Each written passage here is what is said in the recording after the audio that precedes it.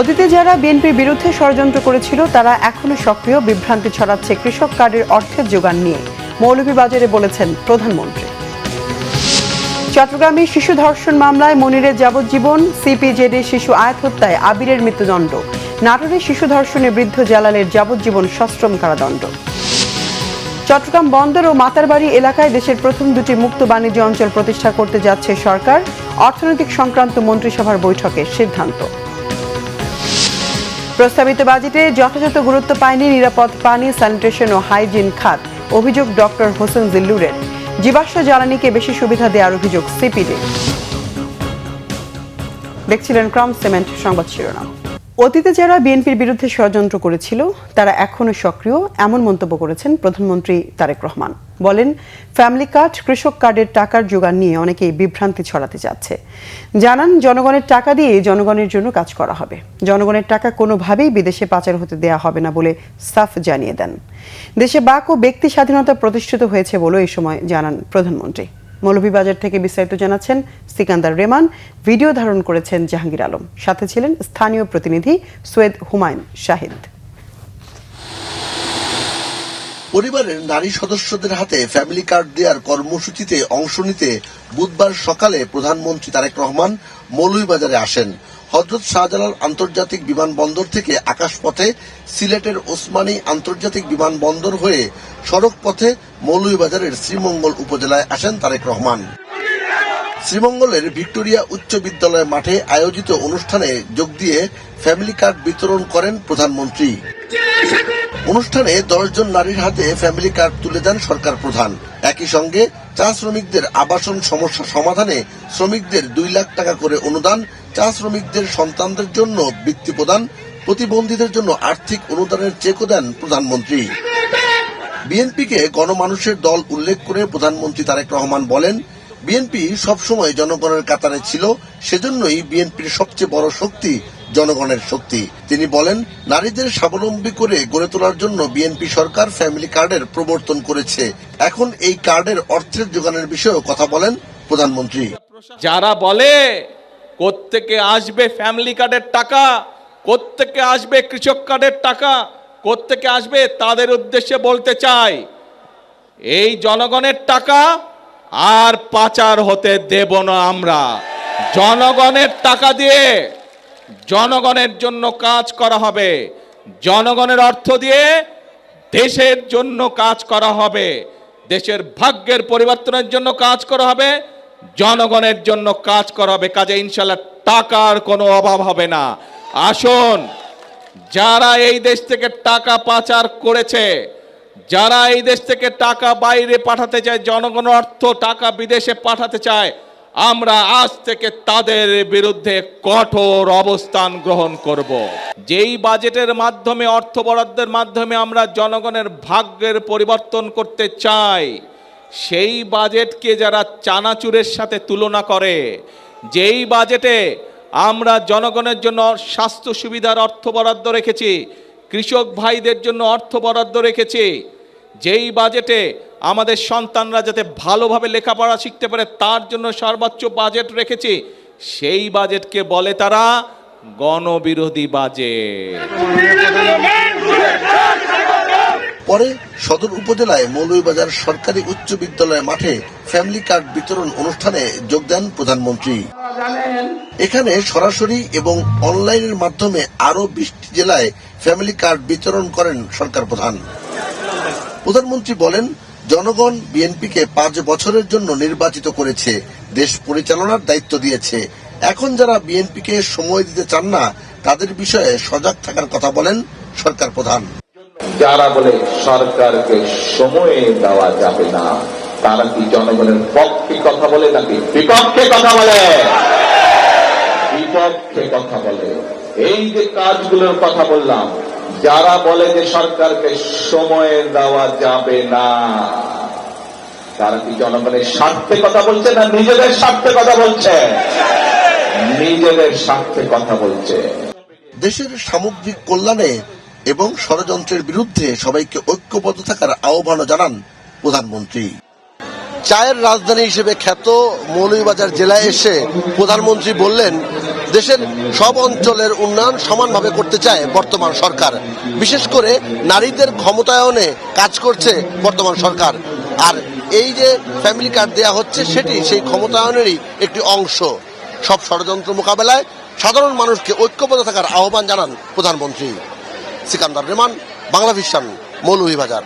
চট্টগ্রামে একই দিনে শিশু হত্যা ও ধর্ষণের আলোচিত 2 মামলার রায় হয়েছে। 4 বছর আগে মহানগরীর সিইপিজেড এলাকায় 5 বছরের শিশু আয়াতকে শ্বাসরোধে হত্যার পর 6 টুকরো করে সাগরে ভাসিয়ে দেওয়ার ঘটনায় আসামি আবির আলীকে মৃত্যুদণ্ড ও বাকলিয়া 4 বছরের শিশুকে ধর্ষণের দায়ে আসামি মনির হোসেনকে যাবজ্জীবন কারাদণ্ড দিয়েছে আদালত।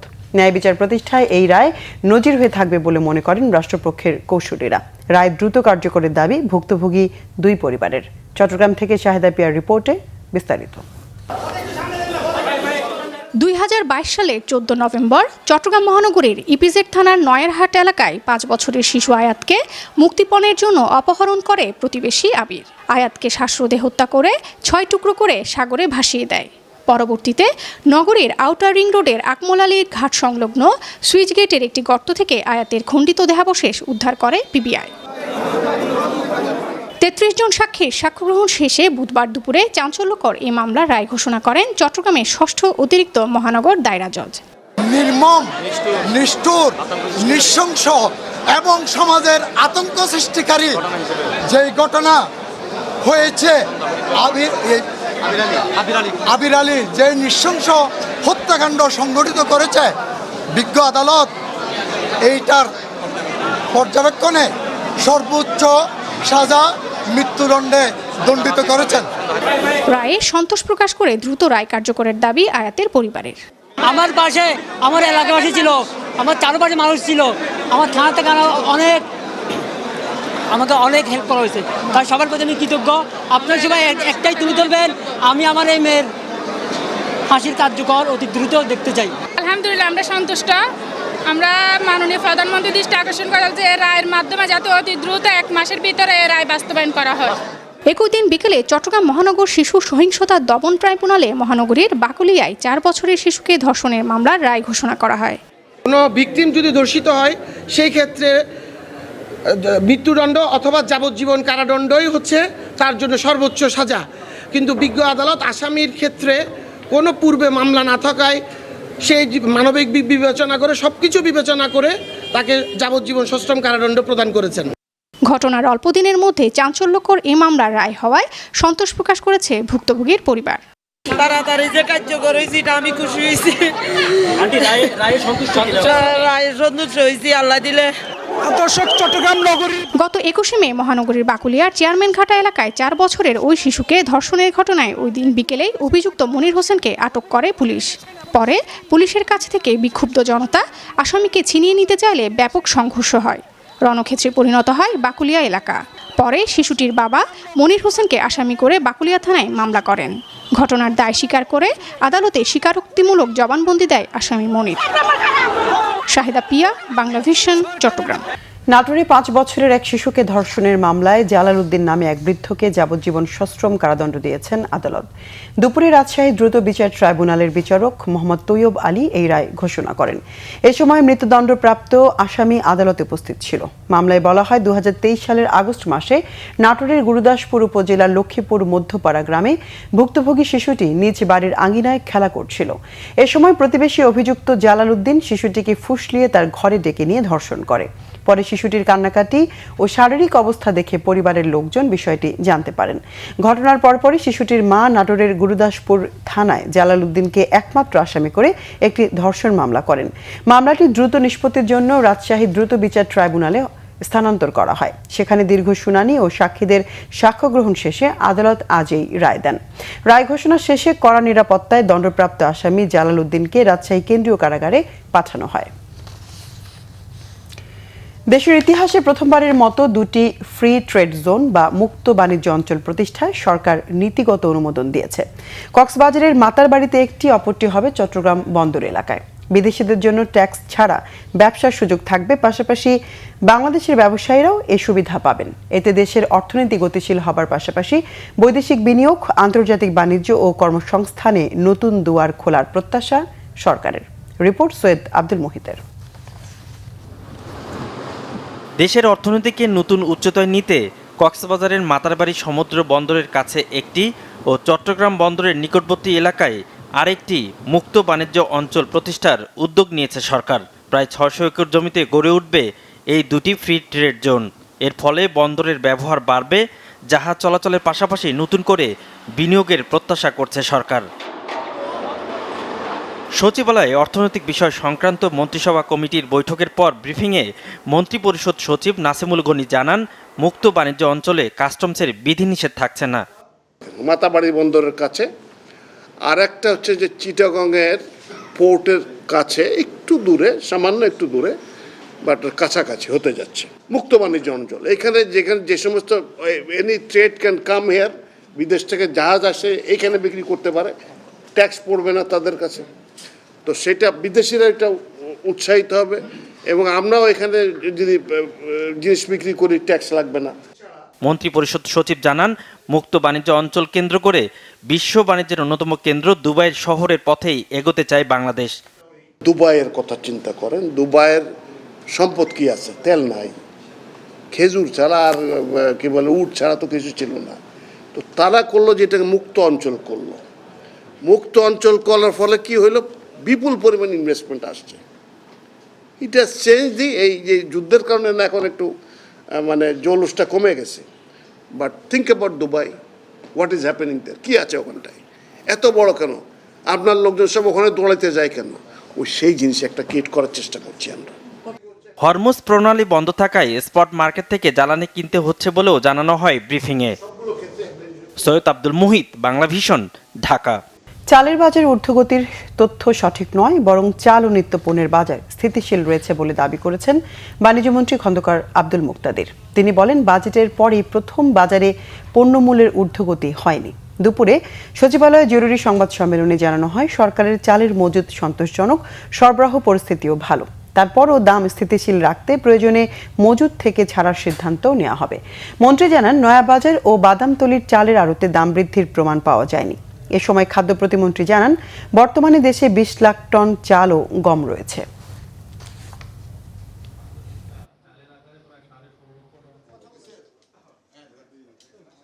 বাজার পরিস্থিতি যথেষ্ট, মূল্য পরিস্থিতি যথেষ্ট স্থিতিশীল, সরবরাহ পরিস্থিতি যথেষ্ট সন্তোষজনক। আমাদের হাতে, সরকারের হাতে বিপুল পরিমাণ চাল মজুদ আছে। যদি কখনো প্রয়োজন পড়ে আমাদের ইন্টারভেনশন করার সেই সঙ্গতি সামর্থ্য সরকারের হাতে আছে। তবে এই মুহূর্তে পরিস্থিতি সেরকম কোনো দাবি করছে না। মনে হয় বাংলাদেশের ইতিহাসে খুব কমবারই এই ঘটনা ঘটেছে যে একটা বাজেট ঘোষণার পরে সেটির কোনো তাৎক্ষণিক প্রতিক্রিয়া বাজার মূল্যের উপর নাই। প্রস্তাবিত বাজেটে নিরাপদ পানি, স্যানিটেশন ও হাইজিন খাতকে যথাযথ গুরুত্ব দেওয়া হয়নি বলে দাবি করেছেন পিপিআরসির নির্বাহী পরিচালক ডক্টর হোসেন জিল্লুর রহমান। ওয়াশ খাতে বাজেট পূর্ব 14টি উদ্বেগের মধ্যে সরকার 4টি বিবেচনা নিলেও 5টি বিষয়ে কোনো গুরুত্ব দেয়নি। দুপুরে ওয়াশ উপখাত বা নিরাপদ পানি, স্যানিটেশন ও হাইজিনের জন্য এডিপিতে বরাদ্দ বিষয়ক সংবাদ সম্মেলনে একথা জানান আলোচকরা। ওয়াটার এইডের head of policy advocacy Faizuddin Ahmed জানান, দেশের অর্ধেক মানুষ এখনও সুপেয় পানির আওতায় আসেনি। এরপরও বাজেটে বন্যাপ্রবণ হাওর ও দুর্গম এলাকার বরাদ্দ কমানো হয়েছে। পিপিআরসির চেয়ারম্যান ডক্টর হোসেন জিল্লুর রহমান জানান, সরকার যে খালকাটা কর্মসূচি হাতে নিয়েছে তা সফল করতে দীর্ঘমেয়াদী পানি কৌশলকে এর সঙ্গে যুক্ত করতে হবে।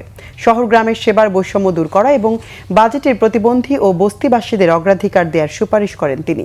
ঝুলে থাকা প্রকল্প দ্রুত নিষ্পত্তির তাগিদ দেন ডক্টর হোসেন জিল্লুর।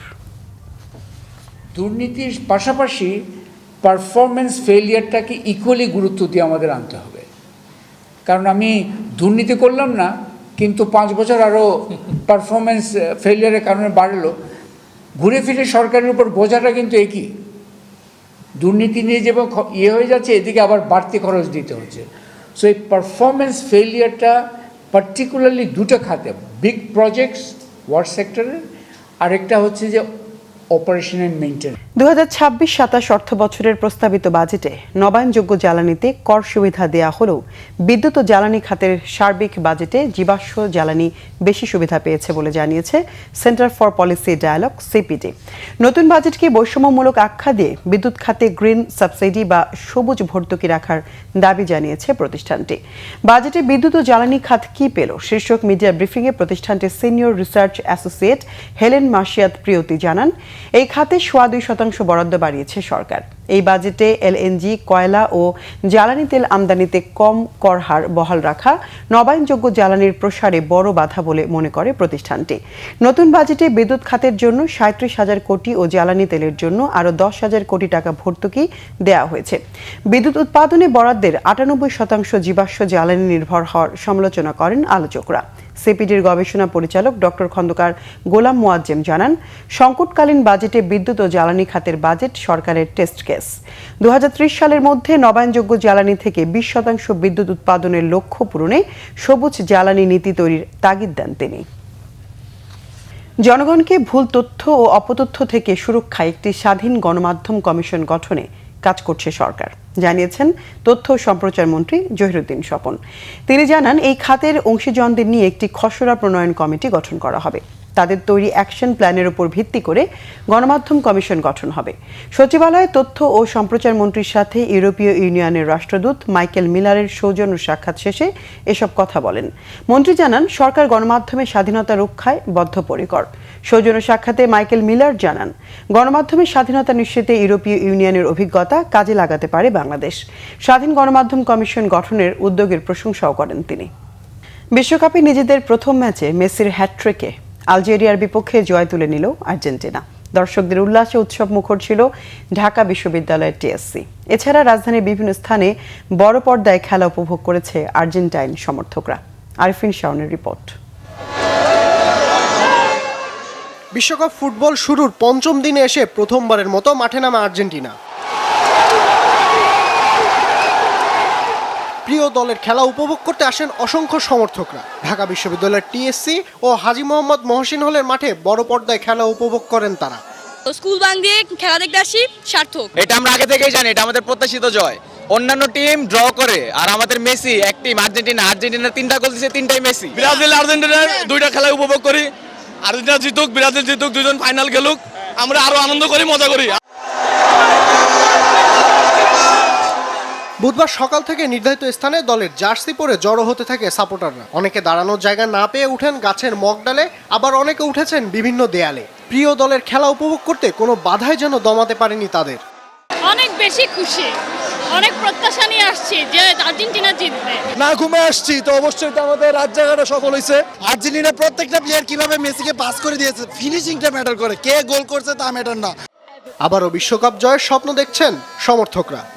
আলজেরিয়া অনেক স্ট্রং একটা টিম, যেহেতু 5-6 ম্যাচ ধরে আনবিটেন নেদারল্যান্ডস হারে আসছে, একেবারে গ্র্যান্টেড নিচ্ছিলাম না, বাট আশা ছিল যে জিত মেসি ইনশাআল্লাহ বিশ্বকাপ এবারও নিব, 26 বিশ্বকাপ এবারও নিব ইনশাআল্লাহ। কাঙ্ক্ষিত জয় নিয়ে মাঠ ছেড়েছেন আর্জেন্টিনা দল, আর এদিকে সমর্থকরা বলছে এই জয় প্রত্যাশিতই ছিল তাদের কাছে। ঢাকা বিশ্ববিদ্যালয়, বাংলাদেশন, ঢাকা। স্বাস্থ্য ও পরিবার কল্যাণ মন্ত্রী সরদার মোহাম্মদ শওকত হোসেন বলেছেন, বিগত সরকারের সময় সীমাহীন অনিয়ম, দুর্নীতিতে ভেঙে পড়া স্বাস্থ্য খাতের সেবার মান বাড়াতে শৃঙ্খলা, স্বচ্ছতা ও জবাবদিহিতা নিশ্চিতে কাজ করছে সরকার। সকালে কুষ্টিয়া জেনারেল হাসপাতাল পরিদর্শন শেষে ব্রিফিংয়ে মন্ত্রী এসব কথা বলেন। মন্ত্রী বলেন, সরকার জনগণের কল্যাণের কথা চিন্তা করে নতুন হাসপাতাল স্থাপন, যন্ত্রপাতি ক্রয় ও লোকবল নিয়োগ করে স্বাস্থ্য খাতে গতি আনছে। কুষ্টিয়া জেনারেল হাসপাতাল পরিদর্শনে ছোটখাটো কিছু ত্রুটি পাওয়া গেছে জানিয়ে তিনি বলেন, এগুলো ঠিক করার নির্দেশ দেয়া হয়েছে। সিভিল সার্জন অফিসে নিয়োগে অনিয়ম ও ফলাফল স্থগিতের বিষয়ে জানতে চাইলে তিনি বলেন, দেশের অনেক জেলায় অনিয়ম হয়েছে, সেগুলো বাতিল করে নতুন করে পরীক্ষা নেওয়া হবে। প্রধানমন্ত্রী আগামী 3 মাসের মধ্যে কুষ্টিয়া মেডিকেল কলেজ পুরোপুরি চালু করার নির্দেশ দিয়েছেন বলে জানিয়েছেন স্বাস্থ্যমন্ত্রী। অপপ্রচার আর ষড়যন্ত্রের মাধ্যমে রাজনীতির পরিবেশ নষ্ট করার চেষ্টা হচ্ছে অভিযোগ করে প্রয়োজনে দাঁত ভাঙা জবাবের হুঁশিয়ারি দিয়েছেন যুব দলের নেতারা। বুধবার নয়াপল্টনে বিক্ষোভ কর্মসূচি থেকে এই হুঁশিয়ারি দেওয়া হয়। অপপ্রচার ও ষড়যন্ত্রের বিরুদ্ধে কেন্দ্রীয় কর্মসূচির অংশ হিসেবে এদিন রাজধানীর নয়াপল্টন থেকে শাহবাগ পর্যন্ত বিক্ষোভ মিছিল করে যুবদলের নেতাকর্মীরা। মিছিল শুরুর আগে সংক্ষিপ্ত সমাবেশে দেয়া বক্তব্যে যুবদলের সাধারণ সম্পাদক মোহাম্মদ নুরুল ইসলাম নয়ন বলেন, একটি দলের নেতারা কথায় কথায় কুরুচিপূর্ণ বক্তব্য রাখেন। রাজনৈতিক শিষ্টাচার কিংবা পারস্পরিক শ্রদ্ধা বোধের রাজনীতি তারা জানেন না। যুবদল সভাপতি আব্দুল মোনায়েম মুন্না বলেন, অন্তর্বর্তী সরকারের সময় থেকে একটি দল দেশের রাজনীতির পরিবেশ নষ্ট করে ঘোলা পানিতে মাছ শিকারের চেষ্টা করছে। এই ধারা চলতে থাকলে অবশ্যই রাজপথে তাদের প্রতিহত করবে যুবদল। সীমান্তে ভারতের অমানবিক আচরণ আন্তর্জাতিক অঙ্গনে তুলে ধরতে সরকারের প্রতি আহ্বান জানিয়েছেন আমার বাংলাদেশ এবি পার্টির চেয়ারম্যান মুজিবুর রহমান ভূঁইয়া মঞ্জু। বুধবার রাজধানীতে এবি পার্টির কেন্দ্রীয় কার্যালয়ে এক সংবাদ সম্মেলনে এই আহ্বান জানান তিনি বলেন, বন্দী প্রত্যাবর্তন চুক্তির আওতায় পলাতক আসামিদের ফেরত না পাঠিয়ে বরং নিরীহ মানুষদের বাংলাদেশে পুষিনের চেষ্টা করছে ভারত।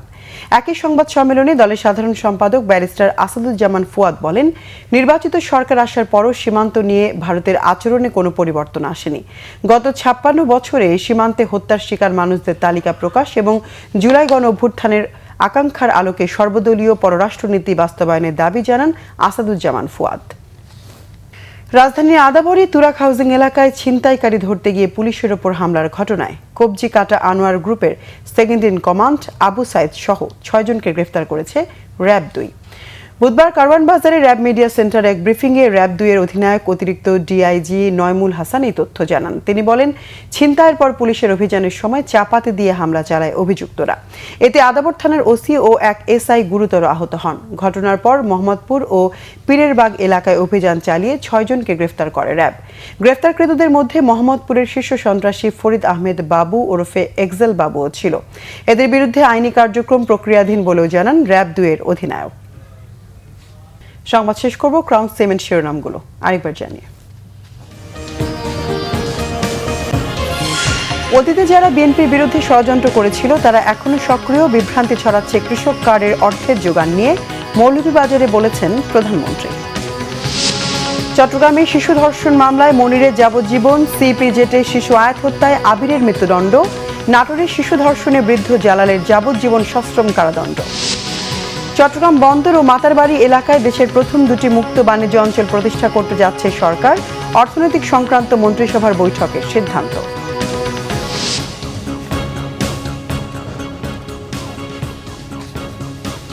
দর্শক, এ ছিল এখনকার মতো। পরের সংবাদ রাত 10:30টায়। এর আগে 9টায় রয়েছে নিউজ 20, দেখার আমন্ত্রণ রইল। এছাড়া বাংলাভিশন সংবাদ ও সংবাদ সংশ্লিষ্ট অনুষ্ঠান দেখতে ভিজিট করুন www.bvnews24.com ও facebook.com/banglavishnnews এবং সাবস্ক্রাইব করুন youtube.com/banglavishnnews। এতক্ষণ সঙ্গে থাকায় ধন্যবাদ সবাইকে।